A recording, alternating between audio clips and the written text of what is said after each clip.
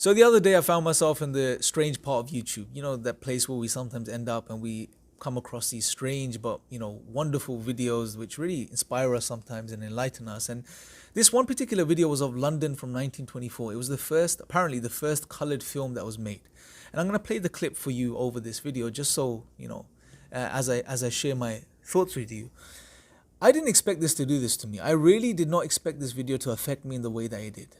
Now, as you can see in this video, there were men, there were women, there were elderly, there were children, there were people going about their daily lives. There were living human beings. There were people who may have had ideas, aspirations, goals, visions. People who had families, loved ones, relationships, etc. And you saw this, but then it really struck me in that moment that today, as I'm sitting here and watching this video, these people no longer exist. It's probably safe to say none of these people in this clip, none of them exist today. But once upon a time, just over 100 years ago, these people lived and walked on the face of this earth. But today they're not here. And it's strange, but when we watch these videos and these clips and we have these realizations, we don't think a little further and realize that this is going to be us. Very soon we're going to face the same fate as these individuals. We too are going to die. We're not here forever. Within another 100 years from now, every single one of us that's watching this clip right now, including myself, we're not going to be here. We're going to be gone. So if this is the reality of life, then why are we so lost in this worldly life? Why are we spending so much effort and time and energy in building things, literally building things and amassing things that we're not going to take away with us? So much energy, so much passion, so much thought goes into acquiring things which we're just going to leave behind. And at that moment, those things are going to be no more yours than they are your enemies. If anything, and this is the sad thing, if anything, at that moment when you leave this earth, that your enemy will be closer to your belongings than you would be. Yet we are hell-bent on just chasing the world. Why?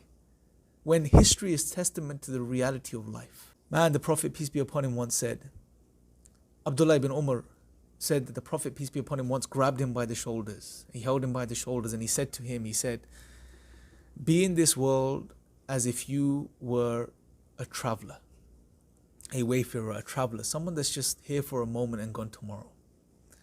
Such few words, but such a deep and profound lesson for humanity. Only if we stop and reflect upon what's being said.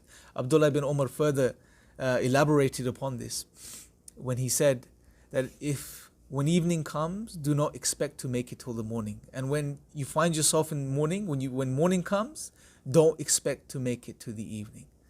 And take from your health a preparation for your illness, and take from your life a type of preparation for your death. This is the truth. This is the reality of life. Like it or not, accept it or reject it. You can't run away from it. You are not going to run away from the fact that you're going to die. But this life that we have, well, we have it for a reason. Then why are we not making the most of it? I guess I want to wrap up by saying this. Whether you're an atheist or a Muslim, just do one thing. Really just stop and take a check of your life. Just reflect upon it. See and realize that you're not here forever. And at the very least, just try to figure out why we are here. Why we have been given this time that we've been given on this earth. We don't want to be like people who have lived an entire lifetime and now have died and gone on, but have not figured out why they were created in the first place, why they lived, and what life was all about, and have missed that opportunity, that one shot. And it is just one shot. They've missed that one shot and they will not get it back. Don't make the same mistakes. At the very least, do whatever you can to educate yourself and inform yourself to the degree where at least you're making an informed choice as to whether you accept, to face the truth, which, as I mentioned, I say over and over again, which is Islam, which is held in the Quran itself. Don't take my word for it. Read the Quran for yourself. But at least go through the process of going through enough information and honestly and objectively educating yourself on these matters before you choose to remain and choose to continue to live the way you're living. This applies to us Muslims and to atheists and whoever else may be out there. I'll leave it at that. Let me know your thoughts in the questions or comment section below. Till next time, take care.